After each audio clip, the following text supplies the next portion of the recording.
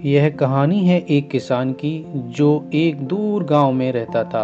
और वह किसान बड़ी मेहनत और लगन से अपनी फसलों को करता था। लेकिन वह अपनी खेती की फसलों से खुश नहीं था, क्योंकि वह जब भी फसलों को बोता तो फसल बोने से लेकर फसल काटने तक उसकी काफी फसल खराब हो जाया करती थी। कभी अधिक धूप पड़ने से, तो कभी अधिक बारिश होने से, और कभी कभी अधिक सर्दी की वजह से भी उसकी काफी फसल खराब हो जाया करती थी। और ऐसा जब भी होता तो वह किसान हर बार भगवान को कोसने लगता। उस किसान की लाइफ ऐसे ही चल रही थी। इस बार उस किसान ने गेहूं की फसल को बोया और वह काफी मेहनत मशक्कत से फसल को करने लगा। और इस बार उसकी फसल हर बार की अपेक्षा बहुत ज्यादा अच्छी थी। खेतों में गेहूं की फसल बहुत ही हरी भरी और लहलहा रही थी। किसान अपने खेतों में जब भी जाता और फसल को देखता तो खुशी होकर भगवान से हाथ जोड़कर फसल अच्छी होने का धन्यवाद भी करता। अब देखते ही देखते फसल काफी बड़ी हो चुकी थी। फसल कुछ ही दिनों में पकने वाली थी।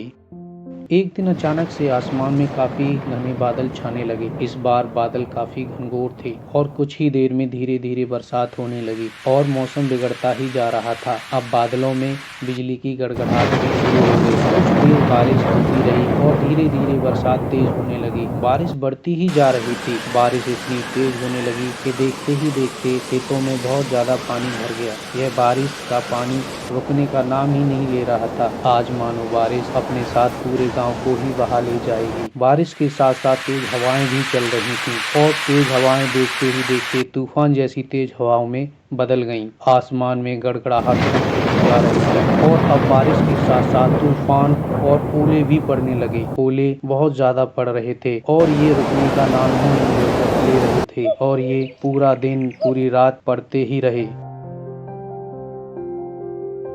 जब सुबह बारिश बंद हुई तब वह किसान अपने खेतों को देखने के लिए गया। किसान अपनी फसलों को देखकर दंग रह गया और अपना सिर पकड़कर वहीं गिर पड़ा, क्योंकि उसकी सारी फसल खराब हो चुकी थी। उसकी सारी फसलों में पानी भर चुका था। तेज हवाओं की चलने की वजह से सारी फसल गिर चुकी थी और ओले पड़ने की वजह से सारे फसल का दाना झड़ चुका था। उस किसान की फसल पूरी तरह से बर्बाद हो चुकी थी। फसल को बर्बाद होता देख किसान पूरी तरह से अपना आपा खो चुका था और वह किसान पूरी तरह से गुस्से में होकर भगवान को कोसने लगा और बहुत ही कुछ बुरा भला कहने लगा और यहाँ तक कि वह भगवान को गालियां भी देने लगा। किसान की यह हालत देखकर भगवान खुद उसके सामने प्रकट हुए और उस किसान के दुख का कारण पूछा। वह किसान भगवान को सामने देखकर पहले तो डर गया और फिर डरते डरते भगवान के सामने अपनी सारी शिकायतें करने लगा और कहने लगा, आपको कुछ नहीं आता, आपकी जो शक्ति है आप उसका सही इस्तेमाल नहीं करते हो। जब मेरी फसल को धूप की जरूरत होती है तो आप बरसात करा देते हो, जब बरसात की जरूरत होती है आप धूप करा देते हो, जब बरसात की जरूरत नहीं होती है तो सूखा करा देते हो। किसान की दुख और तकलीफों को देखकर भगवान जी को उस पर दया आ गई और उन्होंने कहा कि मैं तुम्हें एक वरदान देता हूँ कि तुम फसलों के ऊपर जिस तरीके का मौसम चाहोगे उस तरीके का मौसम होगा। तुम चाहोगे बरसात हो तो बरसात होगी, तुम चाहोगे धूप हो तो धूप होगी, और इस तरीके से तुम अपने मन के हिसाब से जो भी चाहो वो कर सकते हो। अब किसान यह वरदान पाकर बहुत खुश हुआ और भगवान ने जाते जाते उस किसान से कहा कि अगर तुम्हें मेरी जरूरत पड़े तो तुम मुझे इसी जगह पर याद कर लेना, मैं फिर से आ जाऊंगा। और यह कहकर भगवान जी वहां से गायब हो गए। वह किसान यह वरदान पाकर बहुत खुश हुआ और अपने सारे दुखों को भूल गया। मन ही मन सोच रहा था कि अब मैं अपनी फसलों को पहले से ज्यादा अच्छा कर पाऊंगा और मुझे ज्यादा मेहनत भी नहीं करनी पड़ेगी। मेरी फसल सभी लोगों से काफी ज्यादा अच्छी होगी।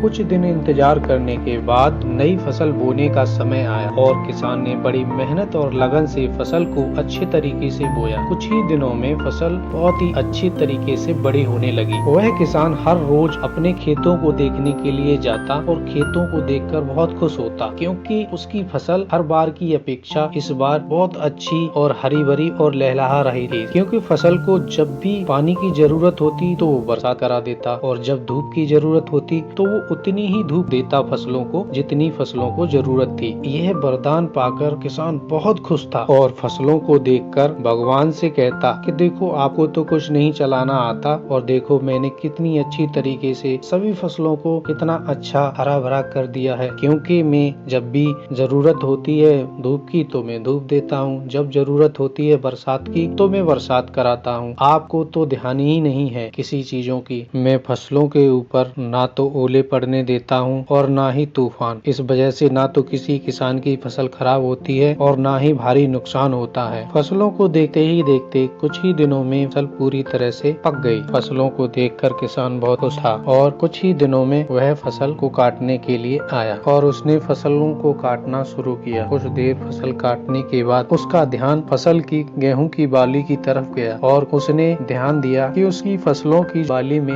एक भी दाना नहीं है। फिर उसने सारी बालियों को चेक किया तो पूरी फसल में किसी बाली में दाना नहीं था। यह देखकर किसान बहुत आग बबूला हो गया और भगवान को दोबारा से भला बुरा कहने लगा और भगवान को फिर उसने याद किया और भगवान ने मुस्कुराते हुए उस किसान से कहा, इसमें मेरा कोई दोष नहीं है, इसमें सारा दोष तुम्हारा है। ये जो हुआ है इसकी जिम्मेदार तुम ही हो। और किसान ने हैरानी से इस जिम्मेदारी का कारण पूछा। तब भगवान ने उस किसान से कहा कि एक अच्छी फसल होने के लिए फसल को धूप, तेज गर्मी, तेज हवाओं जैसी कठिन परिस्थितियों से गुजरना पड़ता है और काफी संघर्ष करना पड़ता है। तूफानों की मार और ओलों की मार को सहने के बाद फसल जाके तब अच्छी होती है। लेकिन तुमने मेरे वरदान के द्वारा इस फसल को इन संघर्षों से गुजरने ही नहीं दिया। तुमने ना तो इन्हें संघर्ष करने दिया और इसकी वजह से यह सब हुआ है। क्योंकि जब तक फसल कड़ा संघर्ष और प्रकृति की मार को सहन नहीं करेगी तब तक उसमें सही से दाना नहीं पड़ेगा और इसी की वजह से तुम्हारी सारी की सारी फसल खाली है, क्योंकि तुमने फसल को संघर्ष करने नहीं दिया। यह बात सुनकर किसान को सारी बात समझ में आ गई और अपनी गलती का उसे एहसास हुआ और भगवान से हाथ जोड़कर माफी मांगी।